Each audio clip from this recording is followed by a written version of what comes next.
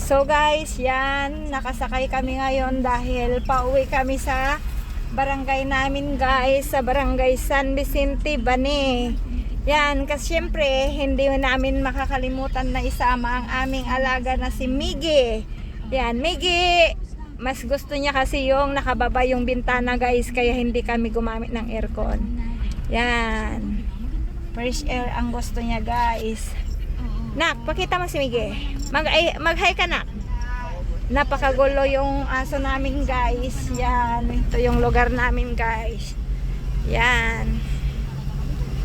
Papasyal kami ngayon ng barangay San Vicente, Bani. Ayan, tawang-tawa yung aso. Oh, nakalanghap siya ng fresh air. Yan guys. Nak. Hi. Yan, yung aso na. Oh, diba guys, tuwang-tuwa yung aso namin. Aso pala ng pamangkin ko guys.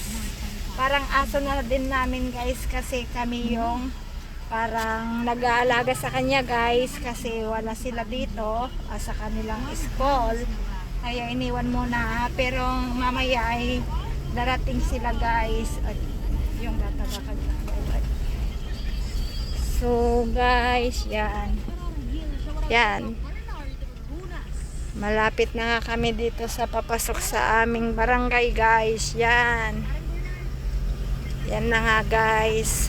Ito yung barangay namin guys. Barangay San Vicente, Bani, Pangasinan. Yan guys yung tinatawag na barangay San Vicente, Bani, Pangasinan guys. Okay. Bye guys.